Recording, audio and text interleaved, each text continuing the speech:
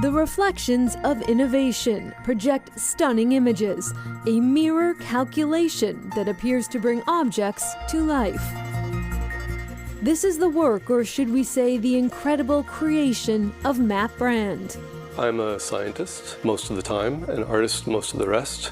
It goes back and forth, whatever's more fun. By trade and by nature, Brand is consistently thinking outside the box. I'm an applied mathematician of the most impure sort. I do stuff that's usually useful and motivated by problems that I'll see on the street. The son of an artist and architect, he dabbled in art as a child, but put it aside until a move to Newton made it a near necessity.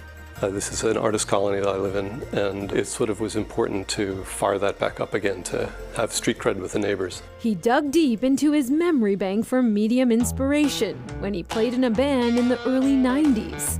I was playing in a blues club in Chicago, the Artesia Lounge, and it was a dive bar decorated mainly with tinsel. One night after a long set, I sat down around 2 a.m.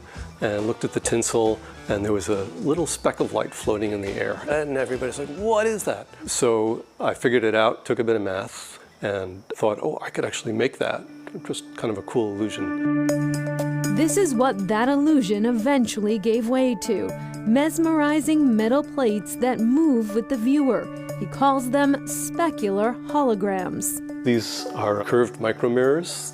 They're anywhere between 1,000 and 10,000 mirrors, diamond engraved into each plate, about half a mile to a mile of mirrors in each one. Mirrors aren't his only muse these days. These are freeform lenses.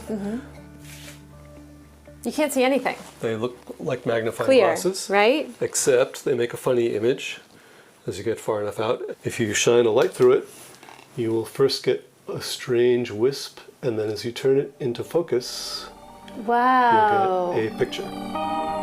Brand borrowed from his nature inspiration and his scientific background to recreate the phenomenon. They call it freeform optics. It's in some way a fairly easy problem to design lenses or mirrors that will make pictures. You let the sun shine through it, it rearranges the light rays, it concentrates some light rays to make parts of the image brighter, it diffuses others to make it darker, and by controlling that, you can pretty much make any picture. Pull them together in a gallery, and this is what the light illuminates. He is always evolving. Video from shadows, holograms from steel mesh, all active imagery on passive surfaces. Brand isn't just using artistic tools, he is creating them. I see some phenomenon in the world and I think either I don't understand how it works, or I think I know how it works and now I want to know how to control it. I'll just go straight down that rabbit hole. You might think this an unlikely place to find a busy intensive care unit on Route 6A in Orleans on the Outer Cape. It's the Dolphin Rescue Center, and right now we're in the Cetacean Intensive Care Unit. This is an area where we can give short-term care to stranded dolphins that are suffering the effects of the stress and shock of the stranding. How did a marine hospital end up in the middle of downtown in an old auto parts store? We saw the potential. It's an all-cement building, which is great if you're going to have pools indoors. This is just a standard, commercially available above-ground swimming pool. 2 above-ground pools, 4,000 square feet. We're right in the center of our busiest dolphin stranding hotspot. Cape Cod may be a good place for dolphins to call home, but the geography makes it a risky one. More dolphins are stranded on beaches here than any other place in the world. Some areas such as Brewster, we can get a mile of new beach every 6 hours. So dolphins come in, feed. If they don't make the right choices, they get stuck in there and will get stranded and be a considerable distance from the water and from safety. Until now, when members of the International Fund for Animal Welfare responded to strandings, they treated them on site.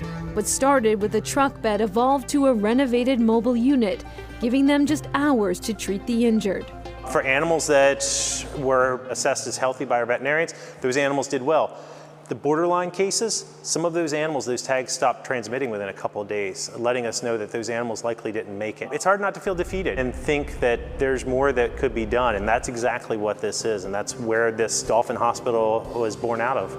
They hope this facility with a staff of 4, complete with a vet lab, will help improve those survival rates. So this gives us the ability to do more enhanced diagnostics, start providing rehab. So being able to provide these dolphins with additional treatments to get them released after those 4 days of care.